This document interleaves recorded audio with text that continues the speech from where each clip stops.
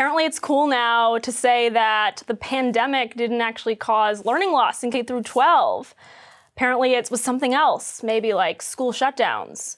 But organizations like Parents Defending Education were calling this literally years ago.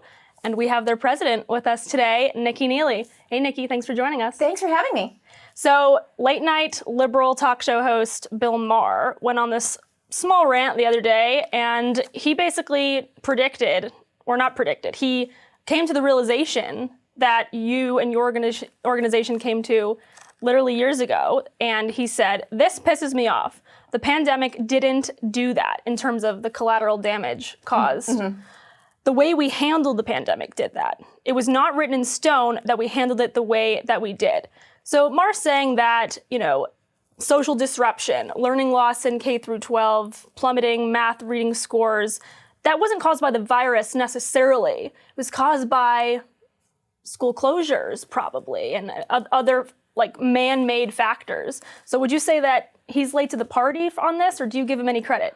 I mean, better late than never, right? Because we see so many people right now who are trying to just gaslight about oh no, we didn't want schools closed. No, we cared about the kids. And I mean, you see people like Dr. Fauci, Randy Weingarten, literally rewriting history, lying to our faces about the role that they played in this. And so I would rather have people out there, prominent people like Bill Maher, who are at least calling them on their nonsense than just trying to sweep all of this under the rug, which frankly, almost 99% of the media is doing at this point. They're totally complicit in just trying to cover this up and move on and pretend like they didn't play a role in the fear-mongering.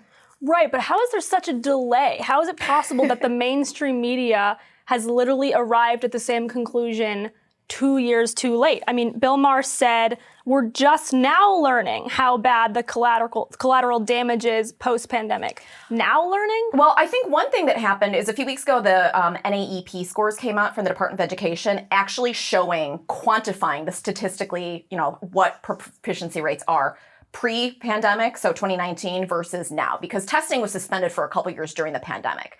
And I mean, quite honestly, if the teachers unions had their way, we would never test again, because testing is how you hold people accountable.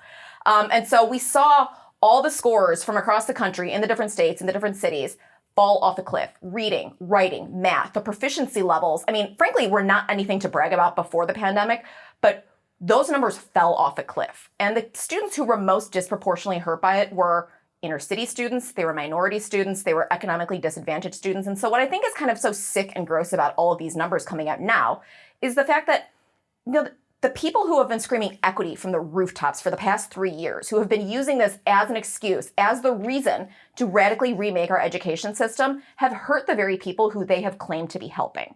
And so it lays bare just how hypocritical they are. This is never about our kids. It's about money and it's about power. Well, right. And it does feel like a total scandal that children of color bore the brunt of this burden. But nobody was talking about that 2 years ago, how African-American students are really going to suffer from this. And so, I mean, we talk about reparations now in the modern context. How are the teachers' unions, how are some of these, Democratic officials who were really pushing to lock down the classroom? I mean, should they have to come out and basically publicly apologize? Because I'm worried that these kids may never recover what they've lost in terms of academic performance. Yeah, no, I think you're right. I think we're going to have a lost generation of American school kids who didn't make up that learning loss. Because right now, I mean, school is a zero-sum equation. They have my kids for 7-8 hours a day. And rather than making up that year of Zoom school, virtual school, which really didn't do almost all children did very badly in. Not 100% of them, but almost all of them did very badly in. Rather than making up that learning loss, schools are now diverting time and resources and attention to things like mental health programming, bullying programs, social and emotional learning. And so we're not making up that gap to start with. And then also, something else that I think is a scandal that no one's talking about is the children that just fell through the cracks, that just went missing, didn't show up for virtual school, and then when schools reopened, just didn't show up in person. I mean, there are hundreds of thousands, likely more, that are just gone. This is, again, a lost generation of American kids. And this is just, again, academic performance. What about the emotional damage to kids? I mean, the kids who don't know how to interact with each other, the kids who are skittish and scared and wear masks and are paranoid and obsessed with death. I think there's just a lot of interpersonal relationships that just weren't built, and those kids are just operating from a deficiency. So that worries me a lot. And I also wonder if that social disruption is correlated to this massive rise in gender ideology, like really taking a hold on young kids particularly. It's kind of the next, I think, thing they're clinging on for meaning in a very confusing world. But that's obviously speculation. But you mentioned Dr. Fauci. So I think he recently said that on a Sunday show, on the record, he had nothing to do with closing down schools. That's what he said. And I'm like, I don't remember it that way. I think maybe up till mid or at least late 2020, you definitely were on board. You were on that train. Like, let's close the classroom down. But can you clarify the record? I'm not sure. Yeah, no, it's, the nice thing about the internet is everything lives forever. And so, yeah, absolutely. I mean, he was driving the bus. He was pushing from April 2020 on, keep them closed, keep them closed. And I mean, even a few weeks ago, he went on a different show and said that, well, yeah, there was going to be a little collateral damage. I mean, this is not need to break a few eggs to make an omelet. There are millions of American school children who, again, are behind in their academic performance, are kind of emotionally broken at this point. And it's questionable at best whether some of those children will ever make that up.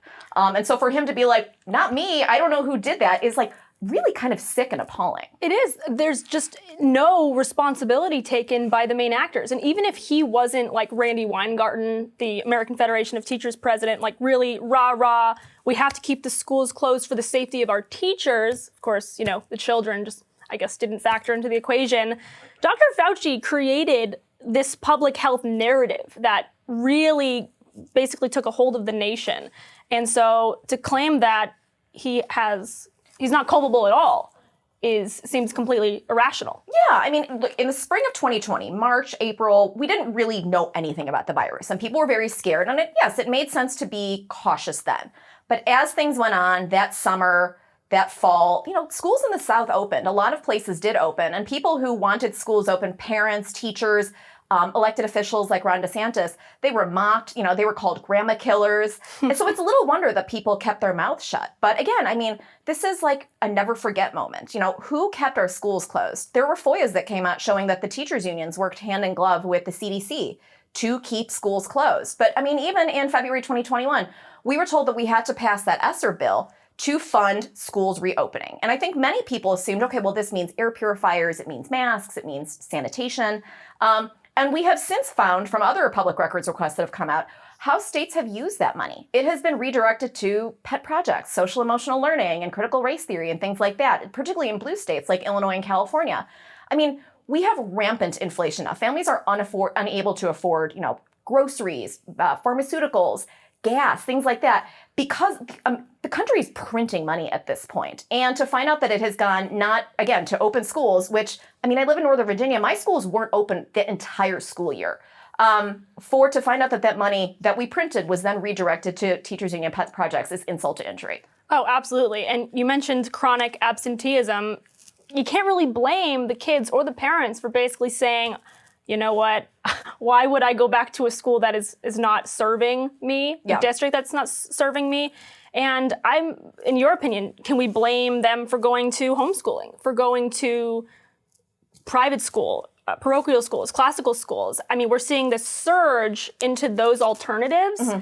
And granted, I think that's probably the best other option at this point, because public schools have proven over the pandemic that they are incapable at large of delivering a quality education. Yeah. At least, or at the bare minimum, stability. Right. For kids. Yeah, I think, it's obviously unpleasant to say that there was a silver lining to COVID, but I think for parents to have a window into their school's classrooms for a few months, for a year and a half in my case, it was kind of horrifying because parents obviously saw what their children were learning or were not learning. We're deeply disappointed in how classrooms were managed, but I think they also got a window into how their children learn. I think a lot of us realize, this is not a one-size-fits-all. My daughter learns very differently than my son does. And so the kinds of school, the kinds of environment, the kinds of teachers that our children thrive in is going to vary a lot. And so I think a lot of us just assumed for many, many years, you drop your kid at school, they walk in, everything's great. And we have found out that, no, it's not great. My daughter's teacher last year made it very clear that my daughter being curious and having a high IQ was like a real inconvenience because there were so many kids in the classroom. And that's not a good environment for her. We pulled her and we put her in a different school. And so I think as families have realized, okay, well, this school doesn't fit my values, it doesn't fit my safety or my risk tolerance. Some families want to continue to send their kids to school masked, some kids don't want to. people to find a more customized solution that fits them, I think is something that something that is good that has come out of the pandemic. And the fact that there are now more schooling options, because there is now a greater demand for those options. I want a school that I know will not close again. I mean, we're already hearing again about, well, there's a new variant. Oh, it's even deadlier. Oh, it's this, it's more contagious. I mean, it feels like these are the smoke signals of like, will schools close again in, this fall? And I think a lot of parents are saying, over my dead body, will you close the schools again? Parents are saying never again. And we saw this parental empowerment thanks to the cheering on of your organization. And those FOIA requests were coming out. Parents were discovering obscene materials in the children's library. They were discovering critical race theory, social emotional learning in their assignments coming home. So really, if it wasn't for your organization and a few others, I don't think parents would have felt like they had the platform to speak out and basically be the advocates for their children they always could be, but they were told, no, the experts, we got this. Totally. You don't need to be involved.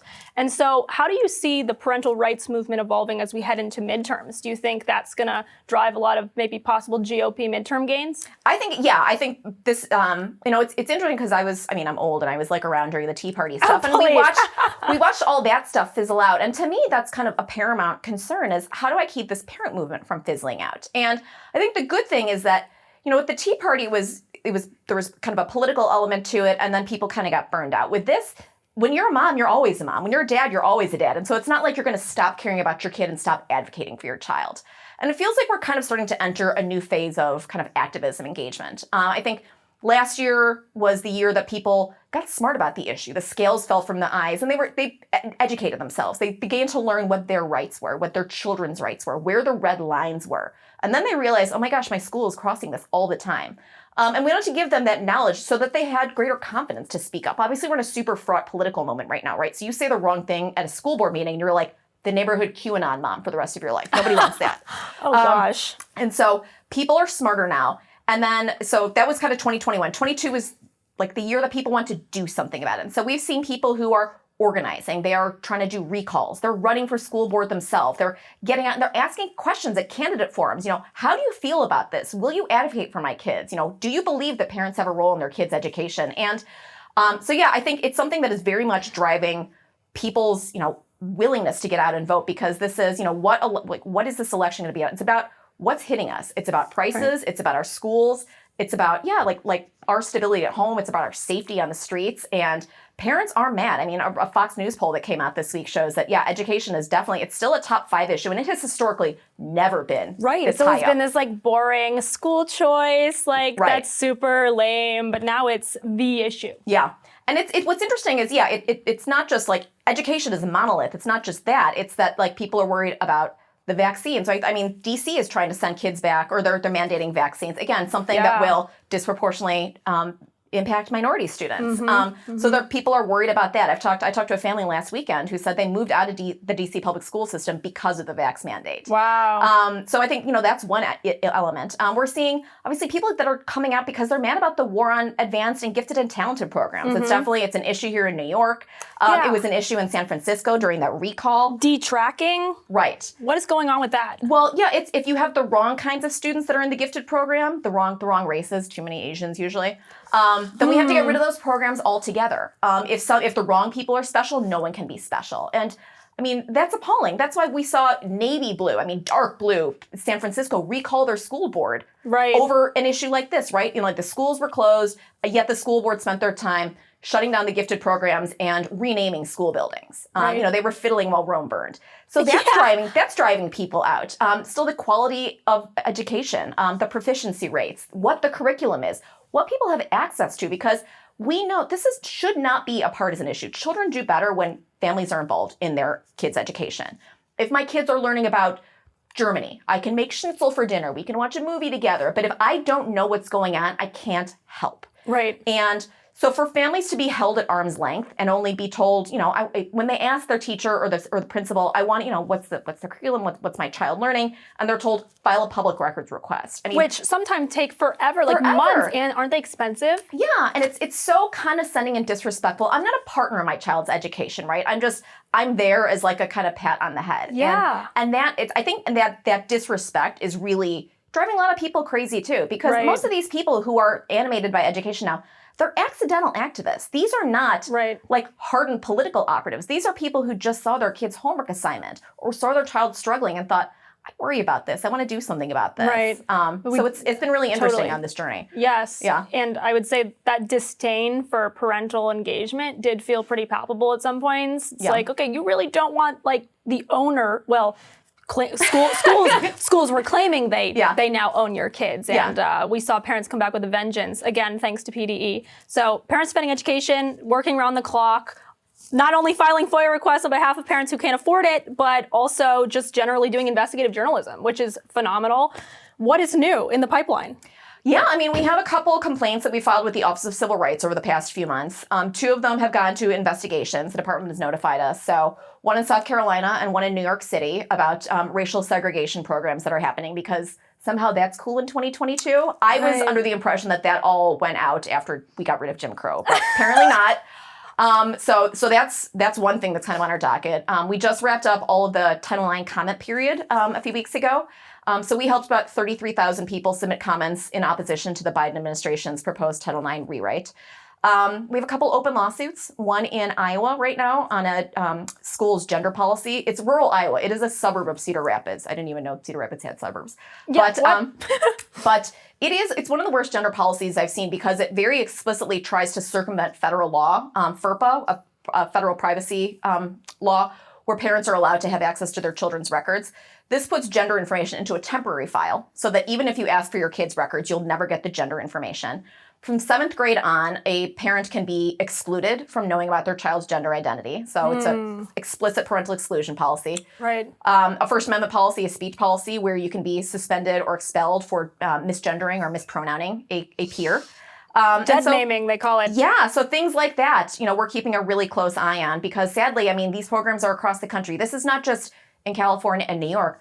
This is in the heartland. This is in private schools. This is in parochial schools. Right. This is in red states. Right. And so keep an eye on things like that is something that is really, it's really astonishing. Yeah. But to give parents the knowledge that this is happening, and the price of liberty is eternal vigilance. I mean, you may think that you're in an okay place, you're in a small town, but you're not inoculated from this. And so we want to encourage people, just keep an eye out. It's like, what's that saying that they report, like, see something, say something? Yeah. We have a tip line. We encourage people to send stuff to us. We'll vet it, we'll fact check it, and then we'll share it with people like you because, once it's so interesting over the past year and a half.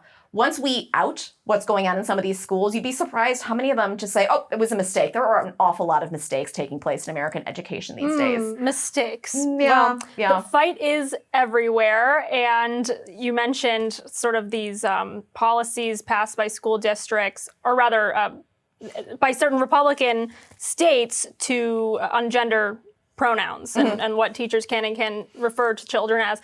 What did you think of the student walkouts over Governor Youngkin's new gender policies? That was really infuriating because obviously it was billed and the Washington Post ran with this as being its, amazing student-run initiative. And we did a little digging, which is, something that like the Washington Post should be doing. Mm-hmm. And we found out it was absolutely not student-run at all. There were very close ties to the Virginia Democrat Party, to the Brady campaign against gun violence, to the abortion groups. Their funding is through Act Blue. One of the organizers worked for a state senator. And so this was, although it was very much billed as a student walkout, it was a professional walkout, using students as human shields. And also, let's take a step back and remember when we were in school, like, how many of us just wanted an excuse to cut class, period? I was going to say. This was not 10,000 Virginia students who were motivated by the issue of trans rights. Right. It was like probably like a few hundred that were motivated by that issue, and then several thousand who were like, I just want to not take a math test. And I believe they get one protest day a year, so heck yeah, I'm walking out. I get to skip math today. Yeah. Anyway, well, it's been a pleasure having you on, Nicki. Thank you so much for joining us. Please follow Parents Defending Education on Twitter, and also follow all of their new work to defend parents and obviously fight for curriculum transparency, general quality education in America's K-12 schools.